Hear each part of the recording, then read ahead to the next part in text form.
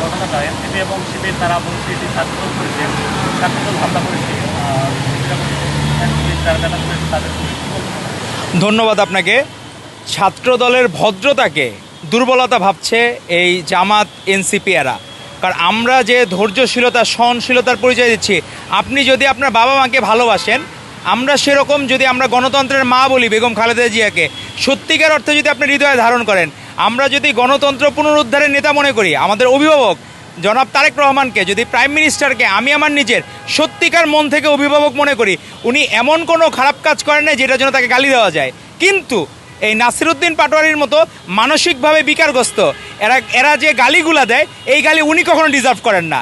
Doctor Shafiq জামাতের আমির, সে তার নিজের ভেরিফাইড এক্স অ্যাকাউন্ট থেকে না কর্মজীবী নারীদের বেশ্যা বলছে। সেই দিন তো নাসিরউদ্দিন পাটোয়ারি কিছু বলেন নাই। সাতক্ষীরা 4 আসনের এমপি নজরুল সাহেব কয়েকটা নারী নিয়ে, বিভিন্ন নারী নিয়ে বিভিন্ন জায়গায় লীলাখেলা করতেছেন, তাদেরকে কিছু বলেন নাই।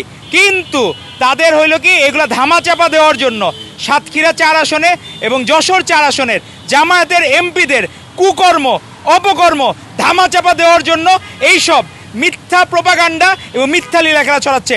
আপনি দেখেন, ইরানে যখন ইউএসের সাথে যুদ্ধ হয়, তখন জামাত শিবির স্লোগান দিচ্ছিল, ইরানে হামলা কেন, তারেক রহমান জবাব চাই। কি এক অদ্ভুত বিষয়। তো এরকম মানসিকভাবে যারা বিকারগ্রস্ত, তাদের চিকিৎসা তো আমার মনে হয় মানসিক হাসপাতাল তাদের নিতে চাবে না।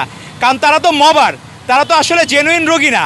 তারা চায় অ্যাটেনশন সিক করতে, তারা চায় মার্কেটে থাকার জন্য, বিভিন্ন ইস্যুকে ধামাচাপা দেওয়ার জন্য। আমরা মাছ দিয়ে যেমন শাক দিয়ে যেমন মাছ ঢাকা না, তো এরা চাচ্ছে বিভিন্নভাবে নোংরা কথা বলে জামাতের অপকর্মকে, এনসিপির কুকর্মকে ঢাকার জন্য। তারা চিটাগাঙে কয়েকদিন আগে ত্রাণ দিতে গেল, ত্রাণ নেয় নাই, মানুষ নিয়ে গেছে এবং মিডিয়া ফুটেজ নিয়ে চার বস্তা ত্রাণ দিয়ে চলে আসছে। এই ঘটনাগুলো ধামাচাপা দেওয়ার জন্য এই জামায়াতের আমরা